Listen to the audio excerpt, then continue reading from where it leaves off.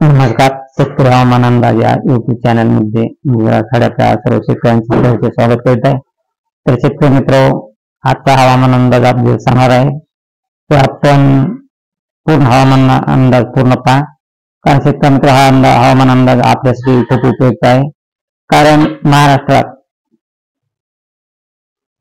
13 तारखेपासूनच खूप असे 12 तारखेपासून खूप असे पावसाचे वातावरण तयार झालेले आहे.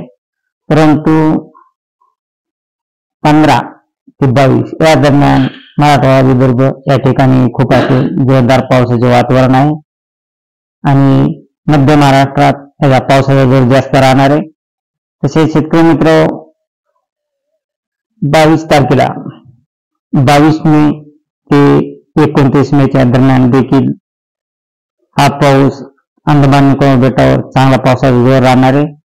तसेच केरळ या ठिकाणी देखील अरबी समुद्रामध्ये 22 तारखेलाच केरळमध्ये पाऊस दाखल होण्याचा अंदाज आहे. त्यामुळं आणि जे बंगालच्या उपसागरामध्ये पावसाचे वातावरण तयार झाले आहे, त्या प्रभावामुळे महाराष्ट्रात पाऊस हा सातत्याने रोज पडत राहणार आहे. फक्त भाग बदलत पाऊस पडणार आहे. प्रत्येक जिल्ह्यात भाग बदलत पावसाची शक्यता आहे आणि हा पाऊस 22 तारखेला केरळ या ठिकाणी पाऊस येत आहे. तसेच अंदमान निकोबार या बेटावर पाऊस हा 15 तारखेलाच दाखल होणार आहे आणि 15 तारखेपासून याचा प्रभाव अंदमान निकोबार बेटावर जास्त जाणवणार आहे आणि तिथून पुढे 15 ते 22 या दरम्यान खूप मोठे असे पावसाचे वातावरण तयार होऊन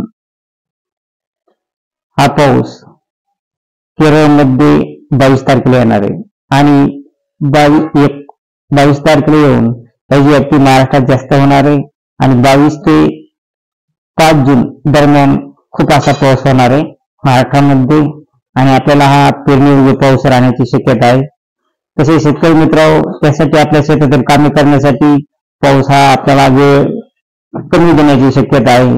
तरी आपण जसा वेळ भेटेल त्या प्रमाणात आपण आपल्या शेतातील कामे करून पेरणीयोग्य शेती तयार करणं खूप आता कष्टाचे काम झाले आहे. कारण पाऊस हा एकदम उघडण्याची कमी शक्यता आहे, कारण पाऊस हा रोज प्रत्येक दिवशी पाऊस राहणार आहे.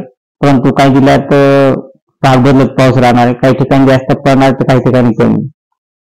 तसेच हा IMD मॉडेलचा अंदाज आहे आणि पाऊस हा 22 तारखेपासूनच 22 ते 23 आसपास केरळमध्ये दाखल होतोय. तसेच अंदमान निकोबार बेटावर देखील याचा खूप प्रभाव जाणवतो आणि अरबी समुद्रात देखील बंगालच्या उपसागरात देखील खूप मोठे पावसाचे वातावरण आहे.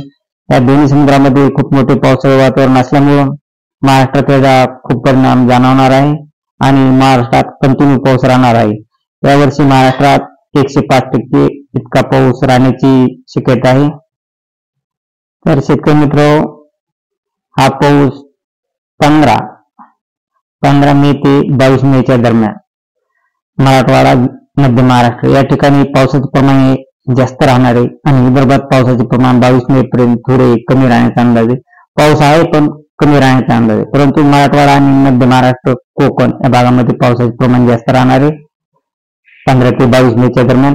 तसेच आपण पाहिलं असता शेतकरी मित्र, या IMDच्या मॉडेलमध्ये आपण पाहू शकता 22 तारखेलाच पाऊस हा केरळमध्ये दाखल होतोय आणि 22 तारखेपासून केरळमध्ये एकदम खूप असे जोरदार पावसाचे वातावरण तयार झाले आहे.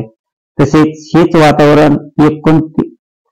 वातावरण अंदमान निकोबार बेटावर देखील आहे आणि तेथून ते बंगालच्या उपसागरामध्ये दाखल होत आहे. परंतु शेतकरी मित्र, 22 ते 29 मेच्या दरम्यान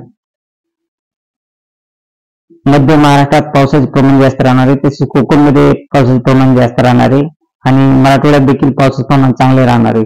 परंतु विदर्भ साईडला पावसाचे प्रमाण हे 29 मे पर्यंत 22 ते 29 मे पर्यंत कमी राहण्याची शक्यता आहे. तसेच 29 मे ते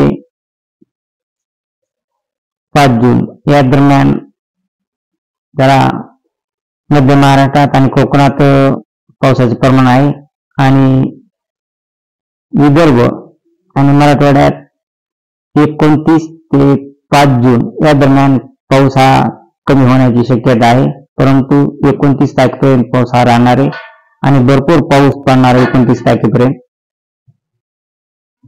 आपण या आयर्न मॉडेलच्या या मॉडेलमध्ये जर पाहिला असता शेतकरी मित्र, मे जून जुलै या दरम्यान पाऊस हा हे आयर्न मॉडेल एकदम चांगला जोरदार पाऊस दाखवत आहे. आपण हे पाहू शकता, मे जून जुलै या दरम्यान चांगला पाऊस आहे. म्हणजे 11 मे पासून जी पावसाला सुरुवात झाली आहे ती मे जून जुलै यामध्ये देखील चांगल्या पावसाची शक्यता आहे. हा पाऊस अबाव नॉर्मल म्हणजे जवळजवळ 100 मिलीच्या आसपास हा पाऊस राहण्याची शक्यता आहे. तरी शेतकरी मित्र, अशी रोज ताजी अपडेट पाहण्यासाठी आपल्या चॅनलला सबस्क्राईब आणि लाईक करा. जय हिंद, जय महाराष्ट्र, जय जवान, जय किसान.